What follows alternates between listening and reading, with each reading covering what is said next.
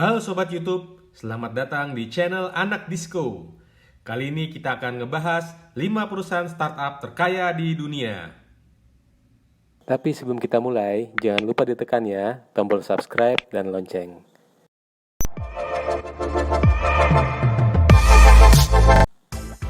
Stripe adalah layanan jasa keuangan buat individu atau perusahaan untuk menerima pembayaran dari internet. Stripe dimulai pada tahun 2005. Pada usia 16, seorang Patrick Collison menjadi penerima gelar ilmuwan muda ke-41 untuk karyanya dengan Lisp. Saudaranya, John Collison, mencetak skor tertinggi yang pernah diterima oleh seorang siswa untuk Irish Living Certificate. Sebelum tahun terakhir Patrick di SMA, dia memutuskan untuk pergi kuliah di MIT. Pada awal 2010, John dan Patrick mulai mengerjakan Stripe bersama. Pada saat itu, Patrick sedang mengerjakan beberapa proyek sampingan dan mereka berdebat mengapa begitu sulit untuk menerima pembayaran lewat website. Mereka berusaha memecahkan masalah dan melihat apakah mungkin membuatnya menjadi lebih sederhana. Dalam 2 minggu pembuatan prototipe aplikasi, mereka melakukan transaksi pertama mereka dengan salah satu anak perusahaan Y Combinator yang bernama 280 North. Akhirnya, pendiri 280 North, yaitu Ross Bocher, bergabung dengan Stripe sebagai salah satu karyawan pertama. Stripe mendapat investasi dari beberapa pemodal Ventura, antara lain Sequoia Capital dan Andreessen Horowitz. Pada tahun 2016, Stripe sudah bernilai lebih dari 9 miliar dolar. Setelah itu, mereka semakin berkembang dan menerima berbagai macam pendanaan dari perusahaan venture. Pada akhir 2019, nilai valuasi Stripe diperkirakan mencapai 35 miliar dolar atau sekitar 525 triliun rupiah. Dan saat ini, mereka telah mempunyai 4 kantor besar di seluruh dunia, antara lain di Seattle, Dublin, San Francisco, dan Singapura.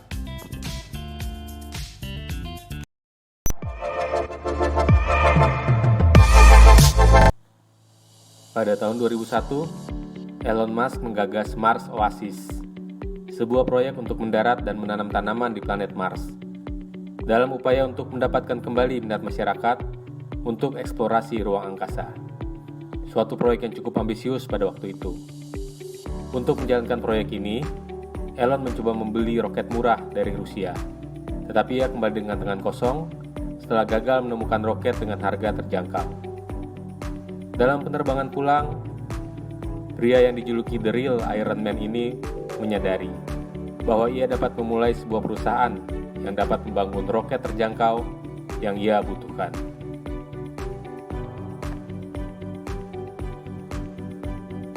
Dia kemudian mulai menghitung bahwa bahan baku untuk membuat roket sebenarnya hanya 3% dari harga jual roket pada saat itu. Berarti para produsen roket mendapatkan untung yang luar biasa dari produk mereka. Hal ini yang membuat dia memulai SpaceX. Pada Maret 2018, SpaceX memiliki lebih dari 100 peluncuran roket yang mewakili sekitar 12 miliar dolar pendapatan kontrak, yang kalau dirupiahkan sekitar 180 triliun rupiah. Kontrak termasuk pelanggan dari komersil dan pemerintah Amerika, yaitu NASA dan Departemen Pertahanan.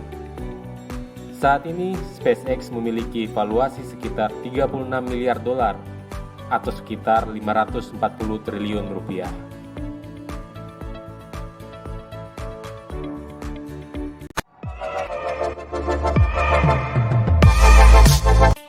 Airbnb adalah sebuah layanan peer-to-peer untuk akomodasi penginapan yang telah beroperasi di banyak negara. Jadi pengguna akan langsung berinteraksi dengan penyedia layanan penginapan dengan Airbnb sebagai medianya. Layanan ini sangat berguna, terutama buat para traveler, karena kalian bisa langsung memilih penginapan yang kalian inginkan dari rumah, apartemen, bahkan kastil, dan juga dengan harga yang sangat terjangkau. Perusahaan ini didirikan pada tahun 2008 oleh Brian Chesky dan Joe Gebbia di San Francisco, di mana mereka menjadi salah satu layanan peer-to-peer pertama yang mengkhususkan diri dalam akomodasi perumahan. Sejarah berdiri Airbnb sebenarnya terbilang cukup unik.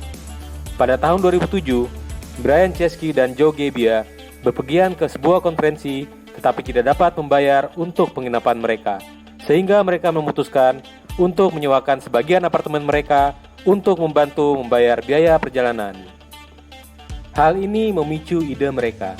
Mereka ingin mengubah cara orang berpikir tentang bepergian.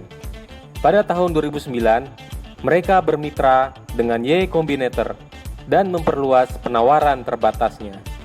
Mereka melanjutkan ekspansi dan upaya peningkatan modal mereka untuk akhirnya menumbuhkan operasinya secara internasional dengan mengakuisisi Akoleo. Airbnb saat ini telah beroperasi di 191 negara. Airbnb sendiri diambil dari kata Air Bed and Breakfast. Namun laju perusahaan ini bukannya tanpa hambatan.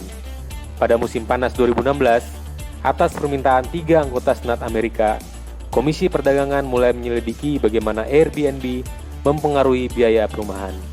Pada Oktober 2016, Gubernur New York Andrew Cuomo menandatangani RUU yang mengenakan denda Airbnb atas pelanggaran undang-undang perumahan setempat. New York Times melaporkan bahwa acara ini terkait dan merupakan bagian dari rencana asosiasi hotel untuk menggagalkan Airbnb. Pada saat ini, Airbnb sendiri memiliki valuasi sekitar 38 miliar dolar atau sekitar 570 triliun rupiah.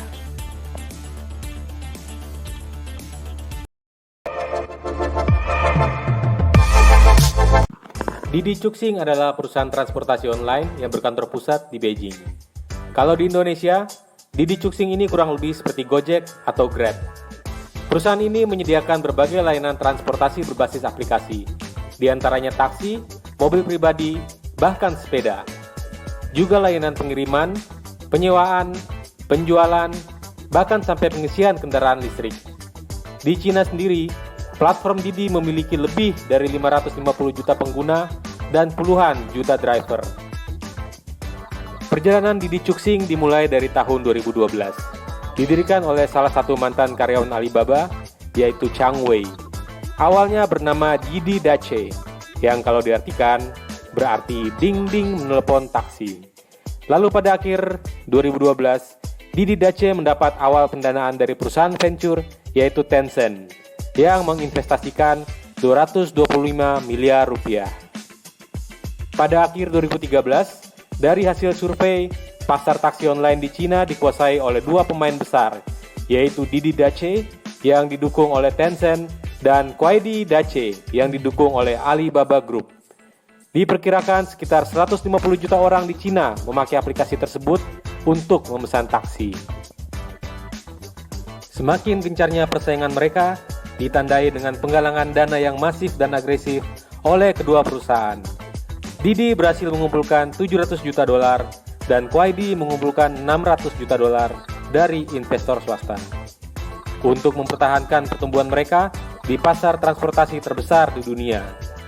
Pada Februari 2015, kedua perusahaan memutuskan bergabung untuk membentuk Didi Kuaidi, cikal bakal dari Didi Chuxing.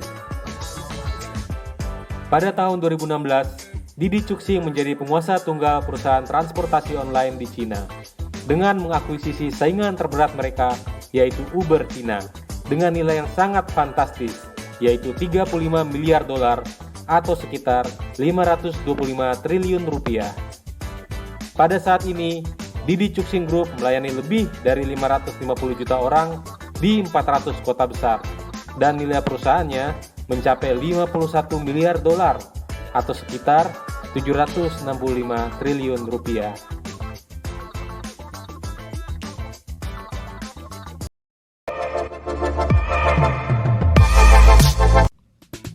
Mungkin banyak teman-teman yang tidak pernah mendengar tentang ByteDance. Tapi jika aplikasi TikTok tentu sudah pada tahu ya. Ya, TikTok adalah aplikasi yang dibuat oleh ByteDance.